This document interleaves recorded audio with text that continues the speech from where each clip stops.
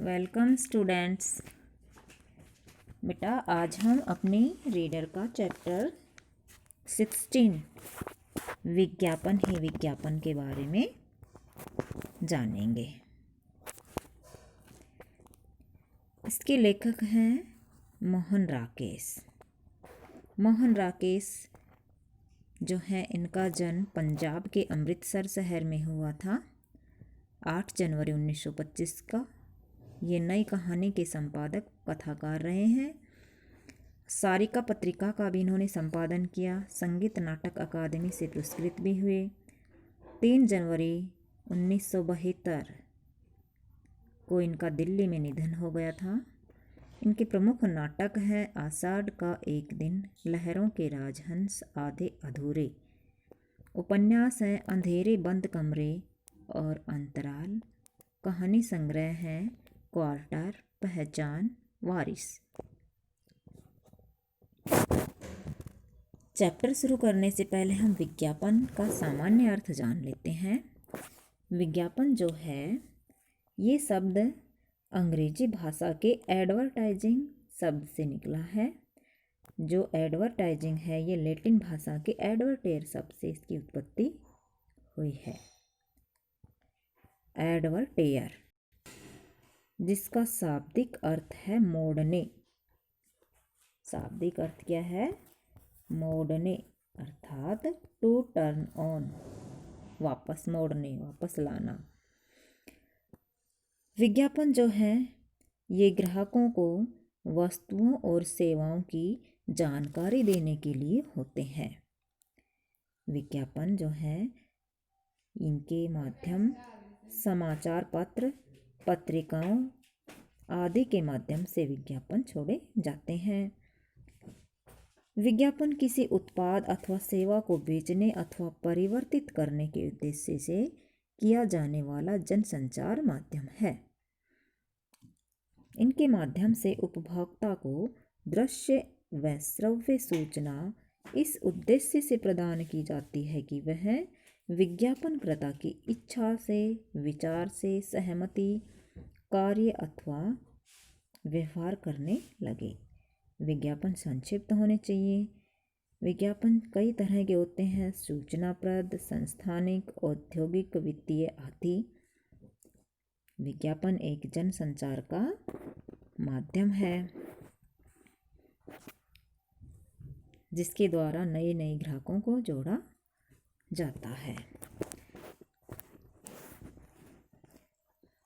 अब हम चैप्टर के अनुसार जान लेते हैं कि मेरे पड़ोसियों की मुझ पर ऐसी कृपा है कि रात को सोने तक और सुबह उठने के साथ ही मुझे गज़लें, भजन और गीत और उनके साथ साथ चाय, तेल और सिरदर्द की टिक्कियों के विज्ञापन सुनने पड़ते हैं। यानी कि लेखक जिस मोहल्ले में रहता है, वहाँ पर उन्हें तरह तरह के विज्ञापन सुनने को मिलते हैं।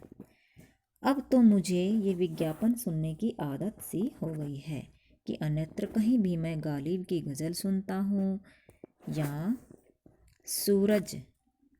सूरदास का भजन सुनता हूँ या कोई अच्छा सा गीत सुनता हूँ, तो भी मेरे दिमाग में अपने आप ये शब्द गूंजने लगते हैं कि आपके सिर में दर्द रहता है, सिर दर्द से छुटकारा पाइए, सिर दर्द की गोली लीजिए, सिर दर्द गायब। इस तरह के विज्ञापन उसके माइंड में हमेशा दौड़ते ही रहते हैं। परिणाम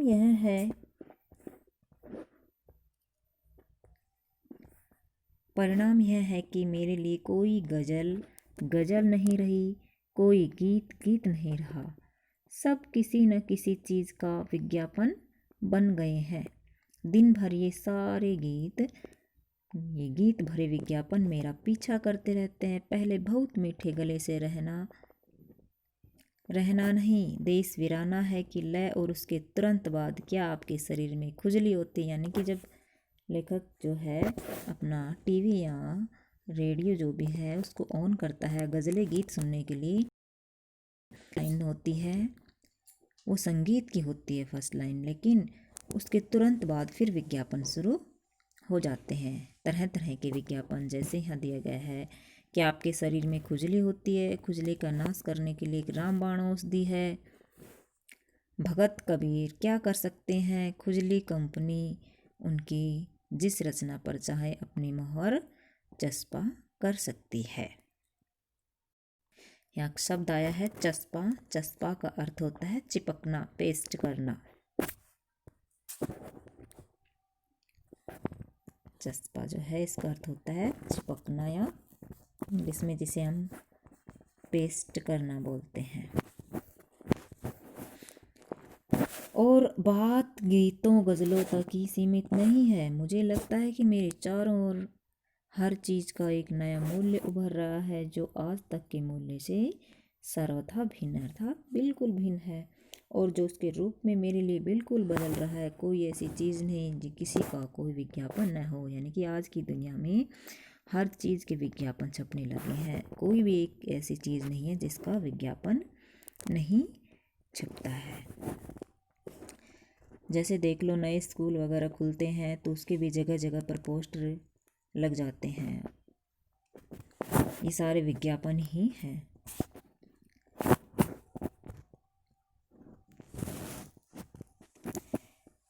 अजंता के चित्र और एलोरा की मूर्तियाँ कभी अछूती कला का उदाहरण रही होंगी, परंतु आज उस कला को एक नई सार्थकता प्राप्त हो गई है।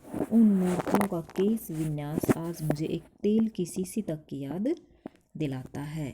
उनकी आंखें एक फार्मेसी का विज्ञापन प्रतीत होती है और उनकी समूचा फ्लेवर एक पेट्रोल कंपनी की कला अभिरुचि को प्रमाणित करता है। यानी कि जो महाराष्ट्र में अजंता और एलोरा की जो गुफाएं हैं वो भी एक विज्ञापन का हीरो बन गई है।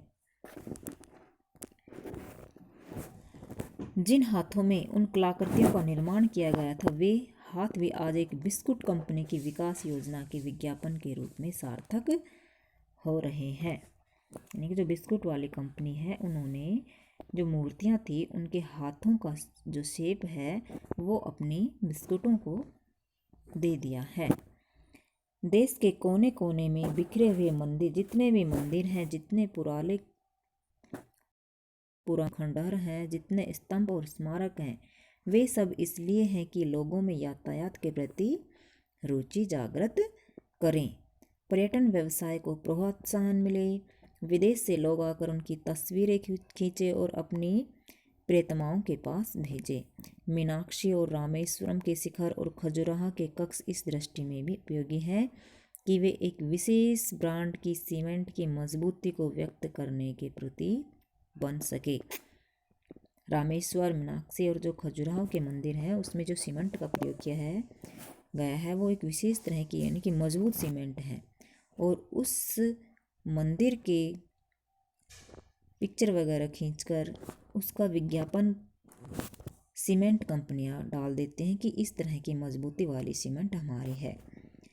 कश्मीर की सारी पार्वत्य सुषमा यानी कि पार्वतीय सुंदरता, वहाँ की नवयुवतियों का भाव सौंदर्य और वहाँ के कारीगरों की दिन रात की मेहनत, ये सब इस बात को विज्ञापित करने के लिए है कि सफ़ेद रंग का वह शहद जो बंद डिब्बों में मिलता है सबसे अच्छा शहद है।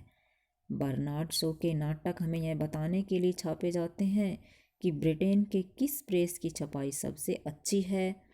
प्रशांत सागर में अणु बम हमें इस बात की चेतावनी के लिए गिराए जाते हैं कि जब हमारे बच्चों का भविष्य सुरक्षित नहीं है और भारत और पाकिस्तान में कश्मीर के लिए लड़ाई सिर्फ इसलिए लड़ी जाती है कि वहाँ के सेबों का मुरब्बा बहुत अच्छा होता है जिसे सिर्फ एक कंपनी तैयार करती है। यानी कि हर तरह की विज्ञापन, हर चीज़, हर कंपनी, हर जगह की विशेषता को विज्ञापनों के अंदर रख दिया गया है।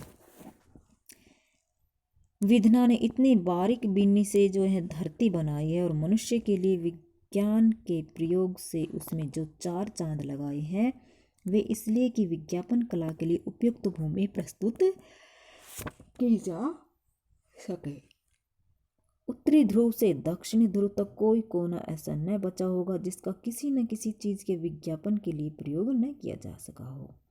हर चीज़, हर जगह अपने अलावा किसी भी चीज़ और किसी भी जगह का विज्ञापन हो सकती है। गेहूं की फसल एक कपड़े की मिल का विज्ञापन है, क्योंकि नई फसल से प्राप्त हुए नए पैसे का एक ही उपयोग है कि उससे कपड़ा खरीदा जाए। कपड़े की मिल डबल रोटी की बेकरी का विज्ञापन है, क्योंकि मिल में काम करने वाले तभी काम पर जा सकते हैं जब वे डबल रोटी खाएंगे। और बेकरी वाटरप्रूफ जूतों का विज्ञापन है, क्योंकि जब तक वाटरप्रूफ जूते न होंगे तब तक बारिश में इंसान डबल रोटी जैसी साधारण चीज़ भी प्राप्त नहीं कर सकता। बहुत सी चीज़ें एक दूसरे का विज्ञापन है। फूल इत्र की शीशी का विज्ञापन है। इत्र की शीशी फूलों का विज्ञापन है। जिस तरह से हम बाज़ार में सेंट वगैरह खरीदने जाते हैं तो उस सेंट के विज्ञापन फूलों के द्वारा दिया जाता है कि इन इन फूलों की सुगंधी जो है इस सेंट में मिलती है। श्रृंगार प्रसाधनों का विज्ञापन है, और श्रृंगार प्रसाधन सौंदर्य के विज्ञापन है। बहुत सी चीज़ें स्वयं अपना विज्ञापन है, जैसे उपदेश, आलोचना, नेतागिरी इत्यादि। मतलब यह है कि यहाँ जाएं, जिधर जाएं, जहाँ रहें, जैसे रहें, इन विज्ञापनों की लपेट से हम नहीं बच सकते। घर में बंद होकर बैठ जाए तो विज्ञापन रोशनदान के रास्ते हवा में तैरते रहते। क्या आज आपके दांत साफ किए हैं? सवेरे उठते ही सबसे पहले क्लोरोफिल वाले टूथपेस्ट से दांत साफ कीजिए। याद रखिए, दांतों को रोगों से बचाने का यही एक साधन है। घर से निकले तो इस चौराहे और सड़कों के खंभों पर विज्ञापन। खतरे से सावधान, धोखे से बचिए, इनको पढ़ने से बहुतों का भला होगा। अखबार उठाएं विज्ञापन, पुस्तक उठाएं विज्ञापन, बस में बैठे विज्ञापन। क्या आपका दिल कमज़ोर है? क्या आपका जिस्म टूटता रहता है? गोया कि आपकी व्यक्तिगत जिंदगी बिल्कुल नहीं है, उसे केवल इन विज्ञानदाताओं के परामर्श से ही जिया जा सकता है। यानी कि हम कहीं भी चले जाएं, जब हम बस में यात्रा करते हैं तो बस में भी विज्ञापन, तरह तरह के विज्ञापन चिपके रहते हैं। जोड़ों के दर्द का इलाज, सर दर्द का इलाज। जब हम अपने बंद कमरे में टीवी देखने बैठ जाते हैं तो वहाँ टीवी में भी जब कोई एक सीरियल वगैरह देखते हैं तो उसमें भी बीच बीच में ऐड आती है। यानी कि हर जगह विज्ञापनों की दुनिया बसी हुई है।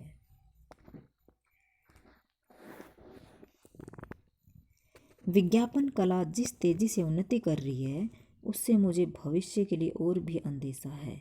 लगता है ऐसा युग आने वाला है जब शिक्षा, विज्ञान, संस्कृति और साहित्य, इनका उपयोग केवल विज्ञापन कला भर के लिए रह जाएगा। वैसे तो आज भी इनका खासा उपयोग इस कला के लिए होता है। बहुत सी शिक्षण संस्थाएं ऐसी हैं जो सांप्रदायिक संस्थाओं का विज्ञापन मात्र है। कई कला केंद्र कुछ स्वनाम यानी कि अपने द्वारा बनाए हुए नाम, धन्य लोगों की दानवीरता का भी विज्ञापन है। अपनी पीढ़ी के नए लेखकों की कृतियाँ, लाला छगनलाल, मगनलाल, यह इसी तरह के नाम किसी और लाला की स्मारक निधि से प्रकाशित होकर लाला जी की दिवंगत आत्मा के प्रति स्मारक होने का फर्ज अदा कर रही है। दिवंगत यानी कि जिसकी आत्मा जा चुकी हो।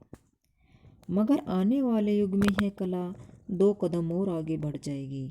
विद्यार्थियों के विश्वविद्यालय के दीक्षांत महोत्सव पर जो डिग्रियां दी जाएगी उनके नीचे एक कोने में छपा मिलेगा, आपकी शिक्षा के उपयोग का एक ही मार्ग है, आज ही आयात निर्यात का धंधा प्रारंभ कीजिए, मुफ्त सूची पत्र के लिए लिखिए। यानी कि आने वाले जो समय है आने वाला, उसमें विज्ञापनों का जो प्रसार इतना बढ़ जाएगा कि विद्यार्थियों को अपनी जो मार्कशीट मिलेगी, प्रशस्ति पत्र मिलेगा, उनके नीचे भी कॉर्नर में एक विज्ञापन छपा होगा कि यहाँ से शिक्षा लीजिए, इस विद्यालय से शिक्षा लीजिए, इस संस्था से शिक्षा लीजिए, उच्च शिक्षा यहीं मिलेगी। इस तरह से कुछ लिखे हुए मिलेंगे। हर नए आविष्कार का मुस्कुराता हुआ चेहरा टेलीविज़न पर आकर कुछ इस तरह से निवेदन करेगा, मुझे यह कहते हुए हार्दिक प्रसन्नता हो रही है कि मेरे प्रयत्नों की सफलता का सारा श्रेय रबर के टायर बनाने वाली कंपनी को है, जिसके प्रोत्साहन प्रेरणा से मैंने इस दिशा में कदम बढ़ाया था। यानी कि इस तरह के पिछलगू भी मिल जाते हैं कि जो कंपनियां होती हैं वो किसी जानी मानी हस्ती से अपना विज्ञापन करवाती है और बदले में उनको रिश्वत वगैरह जो भी है उनका कुछ देती है। विष्णु के मंदिर खड़े होंगे जिनमें संगमरमर की सुंदर प्रतिमा के नीचे पट्टी लगी होगी। इस मूर्ति और इस भवन के निर्माण का श्रेय लाल हाथी के निशान वाले निर्माताओं को है। वास्तुकला संबंधी अपनी सभी आवश्यकताओं के लिए लाल हाथी का निशान कभी मत भूलिए।